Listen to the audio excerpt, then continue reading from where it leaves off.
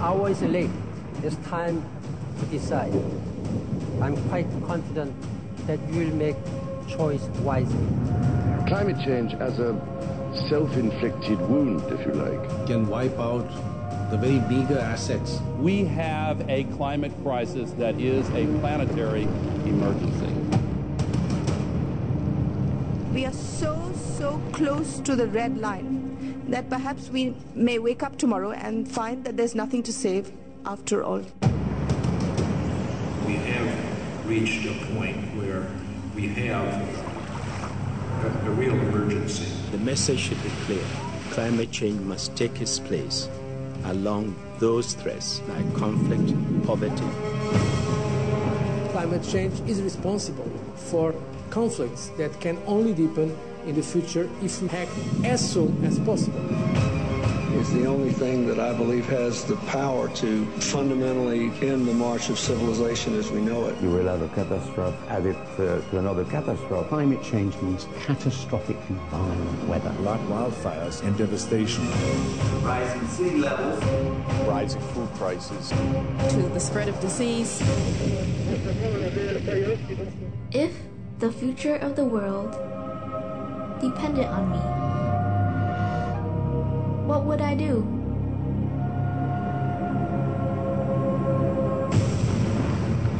The North Polar ice cap is melting so fast. But what seems to me to be important is that some of the effects we are witnessing now are happening twice as fast as scientists were predicting just 5 years ago. The security and stability of each nation and all peoples, our prosperity, our health, and our safety are in jeopardy. And the time we have to reverse this tide is running out. In 2010, there could already be as many as 50 million environmentally displaced persons due to climate change, desertification, and deforestation. Experts tell us that the situation underlying the crisis is not a temporary one. And it's getting more and more difficult every day. And there's no guarantee that human civilization can survive.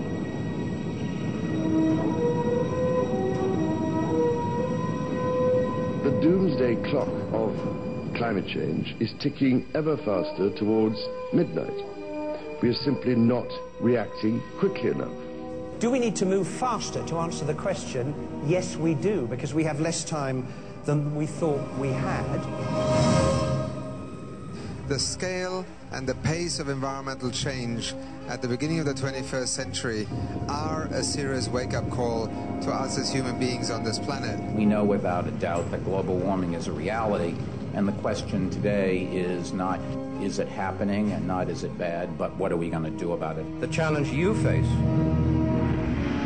is to prove to people that you are serious about adaptation to the unavoidable. Meat production and consumption is hugely intensive in terms of carbon dioxide emissions. More than all cars, trucks and ships added together. Unless we change our food choices, nothing else matters, because it is meat that is destroying most of our forests.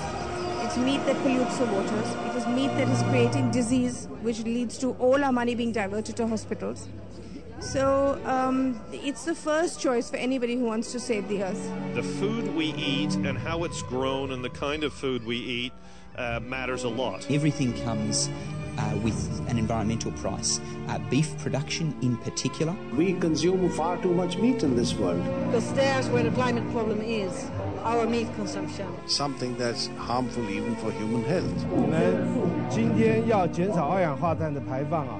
我们素食的方式绝对是非常有效的一个方式。I do eat a lot of vegetarian meals. I think that's something we can all do. That's one of the easiest ways that we can make an immediate and quite substantial impact. There are some wonderful environmental benefits in terms of taking a couple of steps lower down the food chain. And the choice we face is a really simple one, actually. Just for one day, or more than that, become a vegetarian. The time for realism and action is now. Individuals can take action. We have to play our part. And as individuals, through the choices we make, the purchases we make. Then there's some kind of realization of individual responsibility to take care of this planet. A serious commitment to care for the natural environment. And you know that the Ten Commandments in the Torah and in the Holy Quran are very explicit.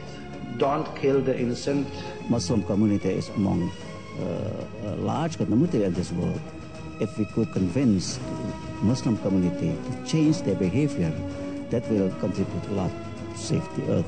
We have a mandate to find out how are we impacting the environment, how is our food being raised, and how can we walk in a gentle, Torah-oriented way on this planet to bring greater harmony between all of humanity with the other creatures that Hashem has made and put here along with us. Our generation has inherited an incredibly beautiful world, and it's really in our hands whether our children inherit the same world. That is our duty, so that our children can have a decent quality of life on this planet. We cannot be anything less than courageous and revolutionary in our approach to tackling climate change. It's a win-win situation if you eat less meat. Living in harmony with the natural world is the only way for the future. 6 billion people, one planet, one chance to get it right.